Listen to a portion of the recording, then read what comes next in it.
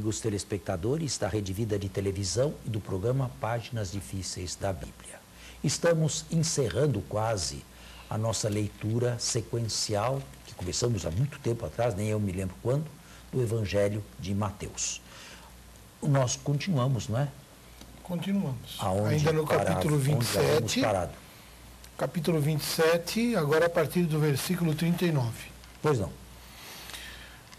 Os transeuntes injuriavam-no, meneando a cabeça e dizendo: Tu que destróis o templo e em 3 dias o edificais, salva-te a ti mesmo se és filho de Deus, e desce da cruz. Bem, este é um terceiro grupo, os transeuntes. Um primeiro grupo era formado dos que exigiram a morte de Jesus. Um segundo grupo são os 2 que morreram ao lado de Jesus. O terceiro grupo é esse aqui. É o povo, os transeuntes, aqui assim mencionados. É claro que a ação violenta que Jesus realizou contra o Templo de Jerusalém deve ter sido a gota d'água histórica na sua condenação, né? Sim. Deve ser. Claro que Jesus não realizou uma luta como nós podíamos imaginar hoje, arrebentando tudo, quebrando tudo. Jesus era sozinho. Jesus deve ter feito uma ação mais modesta e mais aceitável à sua pessoa. Porém, já tinha um certo conhecimento da gente, já tinha um certo respeito de algumas pessoas, já tinha um certo status para poder fazer aquela ação. E mesmo que ela tenha sido uma ação do ponto de vista histórico, do ponto de vista da violência relativamente modesta, deve ter chamado a atenção das autoridades que já não o suportavam. E essa deve ter sido a gota d'água. Agora, se és filho de Deus, aqui deve ser entendido a maneira de quem escreveu este texto nos anos 80. Evidente que ninguém, naquela primeira Sexta-feira Santa, imaginou que aquele condenado à morte fosse o Filho de Deus. E nem os discípulos, porque fugiram. Isto aqui deve ser entendido a modo de comunidade cristã. É a comunidade cristã que, mais uma vez, através do texto, repete a si mesma quem estava ali morrendo e por que morria. Claro que ela se serviu também do livro da sabedoria. O livro da sabedoria é um livro deuterocanônico, mas entrou para o cânon cristão. Entrou, não é? E lá fala do justo, o Filho de Deus, deixado, abandonado à mercê de si mesmo ou à mercê de Deus. Portanto, aqui, esta última expressão, se és filho de Deus, devemos lê-la não historicamente, mas do ponto de vista da comunidade de Mateus ou da tradição pré-mateana, que já coloriu os insultos de Jesus com a confissão de fé que ela mesmo criava, com a confissão de fé que ela mesmo ia produzindo a si mesma na divindade de Jesus. Do mesmo modo, também os chefes dos sacerdotes, juntamente com os escribas e anciãos, caçoavam dele. A outro salvou, a si mesmo não pode salvar. Rei de Israel, que desça agora da cruz e creremos nele.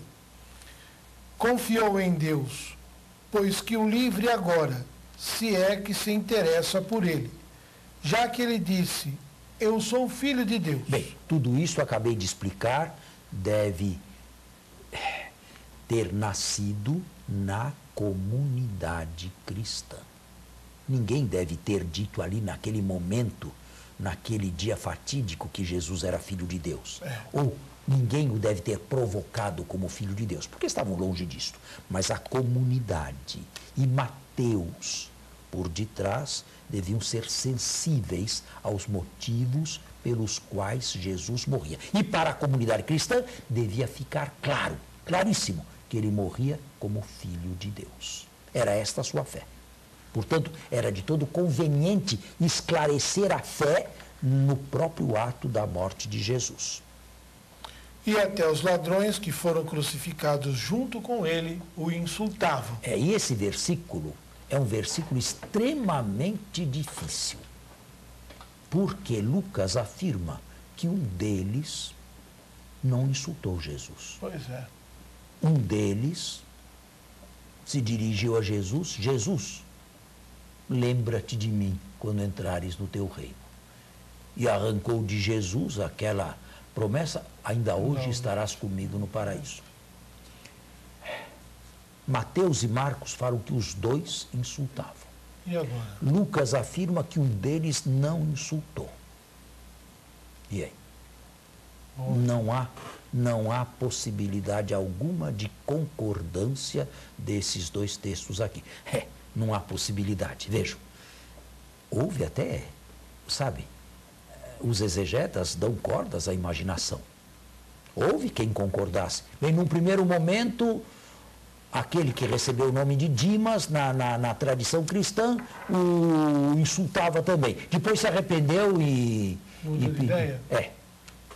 Ficou meio estranho isso, né? Não dá para aceitar, né? Num primeiro caso, Marcos e Mateus estavam certos. No segundo, apenas Lucas. Não dá para aceitar esse tipo de concordância, evidentemente. Que dizer disto aqui? Eu prefiro aceitar Mateus e Marcos. Ou seja, é mais provável, se houve alguma coisa por parte dos dois, que não houvesse nenhum pedido de clemência de nenhum deles a Jesus. Mas agora eu tenho que explicar Lucas, não é? Tenho que explicar Lucas. E não é fácil explicar Lucas. Eu acredito que, em algum momento da sua vida, um pecador miserável, em extremis, quem sabe, mas não sabemos como, quando e de que forma, pediu perdão a Jesus e arrancou de Jesus o perdão. Eu acredito que isto possa ter acontecido na vida de Jesus por parte de um pecador desesperado e que recebeu uma promessa grande de Jesus. Não necessariamente essa.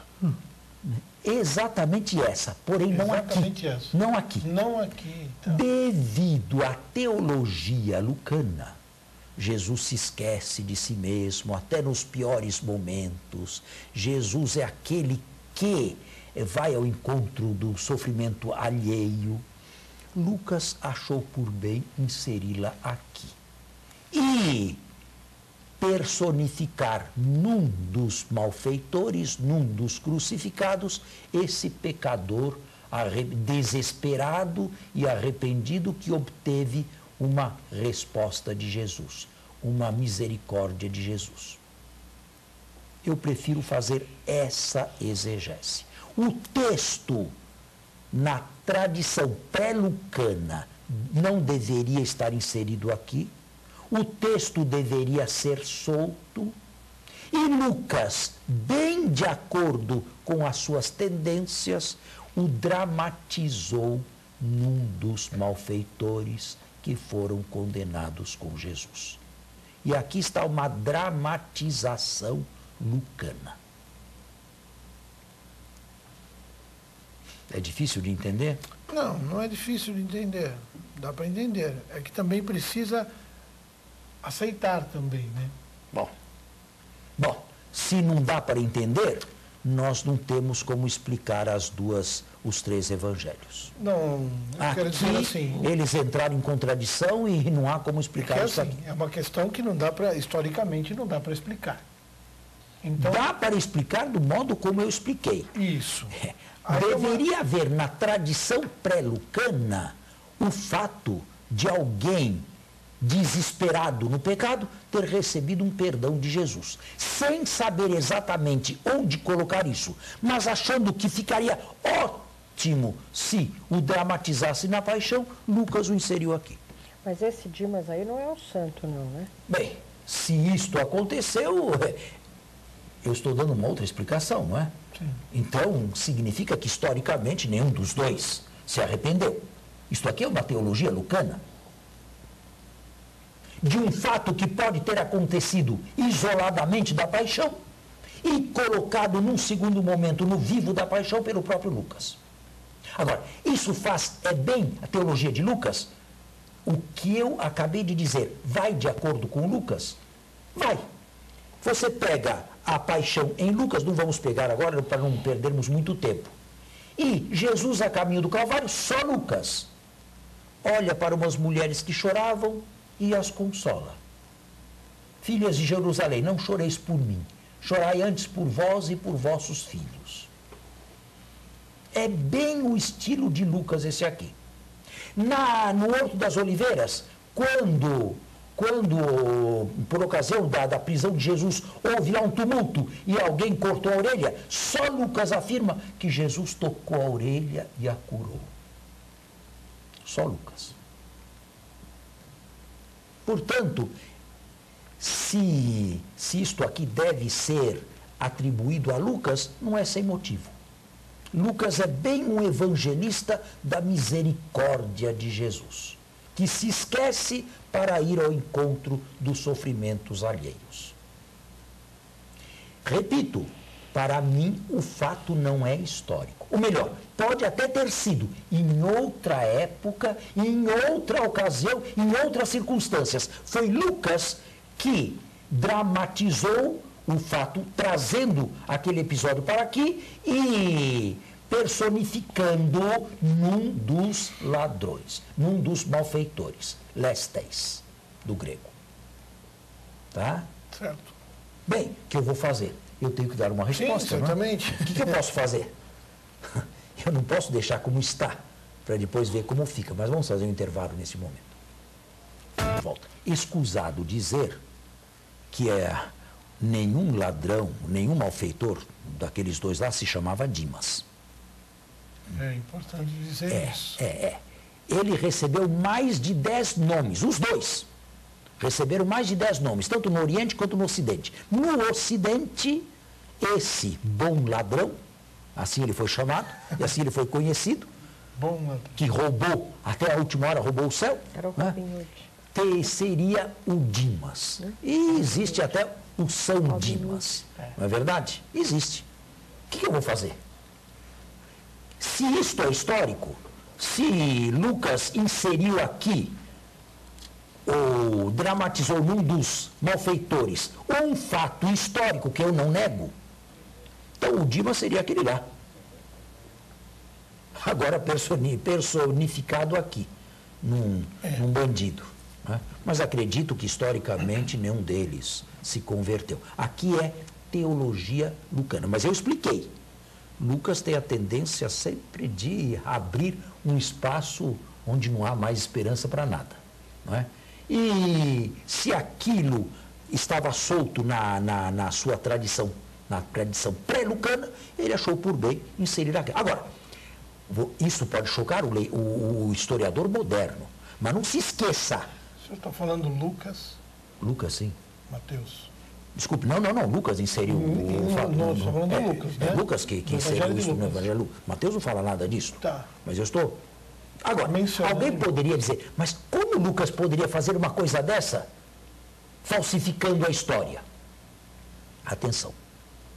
Os nossos critérios historiográficos são modernos e relativamente recentes. Até há 200 anos atrás, ninguém fazia história com os nossos cânones historiográficos muito restritos. Porque hoje nós queremos prova, nós queremos biografia, nós queremos documentação, nós queremos examinar essa documentação, queremos ver o peso dessa documentação e só depois de tudo acertado podemos nos pronunciar pelo sim ou pelo não históricos. Esse é o nosso modo moderno, ocidental e moderno de fazer história. Mas nós não podemos dizer que esses critérios já estavam em voga no século I. Se era muito mais livre em se compor história do que hoje. Lucas é um historiador? É. mas é um historiador do primeiro século.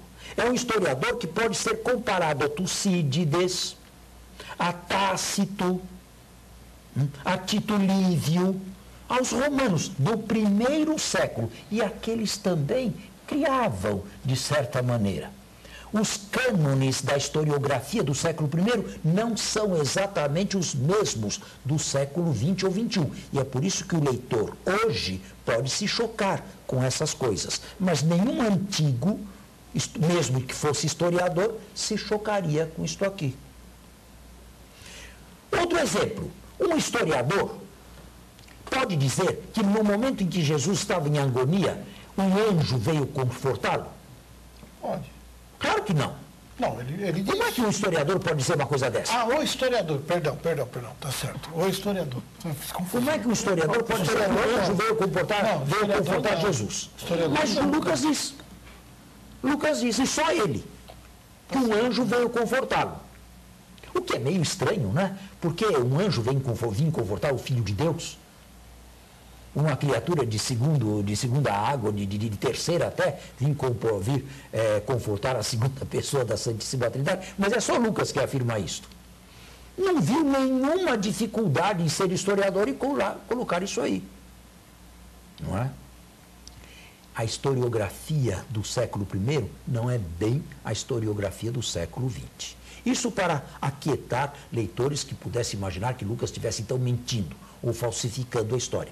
Lucas não escreve ou não escreveu de acordo com a nossa concepção de história. Ele é historiador, ele pesquisou. Posso dizer mais, se para Lucas aquilo não fosse verdade, ou não tivesse a possibilidade de ser verdadeiro, ele não teria escrito. Se para Lucas aquilo não tivesse a possibilidade alguma de ser verdadeiro, se Lucas tivesse consciente de estar escrevendo ali uma inverdade histórica, ele não teria escrito. Mas a concepção que ele tinha de história não é a mesma nossa. E é isso que dá um conflito, uma confusão aí na hora. Mas o que a gente pode fazer? As coisas. Nós temos que estudar e temos que dar uma resposta a isso. Senão isso aqui fica sem resposta. Quem está certo, Mateus e Marcos ou Lucas? Porque os dois não podem aqui estar certos ao mesmo tempo. Um historiador hoje não inseriria nada que não fosse documentado verdadeiro. Porque o modo de se escrever história hoje é diferente do modo como se escrevia história no passado. Bom, vamos continuar, né? Do 45, Regina. Desde a hora sexta até a hora nona, houve treva em toda a terra. Também aqui, como é que Lucas podia saber que houve trevas em toda a terra? Até aqui na América houve trevas? Não tinha internet, nem televisão, nada que fizesse sol. É verdade, né? Pois é. Na Europa houve trevas? Então, não dá para saber. Aqui é melhor explicar esse versículo com a apocalíptica.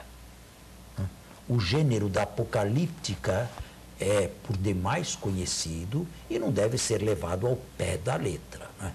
O dragão, a besta, é claro que tudo isso aí é um codinome e tem a sua explicação, tem a sua decodificação. Aqui também, como se trata de um acontecimento ímpar, a morte de Jesus, essa histórica, era preciso circundá-la de elementos, digamos, apocalípticos.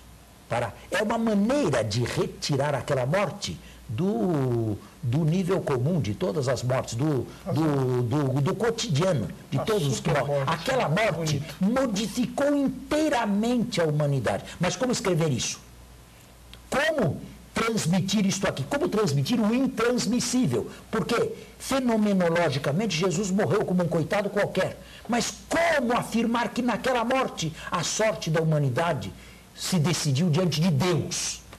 Como afirmar isso? Por conta desses circundando aquela morte de fenômenos, grandiosos. E Mateus vai dizer mais ainda, no fundo, no fim, que houve terremoto, que túmulos se abriram, que corpos de santos ressuscitaram e apareceram a muitos na cidade santa. Tudo isto é o Apocalipse. Tudo isso nós esperamos para o fim, mas o Apocalipse é antecipado naquela hora. Aquela hora já foi considerada uma hora apocalíptica. Mas os fenômenos meteorológicos permitem, né, isso? Bom, mas que trevas exatamente, sim? Que trevas? Que tipo de trevas foram?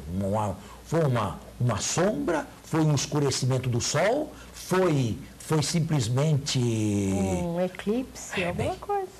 Se é um eclipse, a ciência pode detectar. Olha, uma época, de repente o tempo fecha, dá um temporal, escurece. Pois é, mas houve isso, foi isso que eles queriam dizer?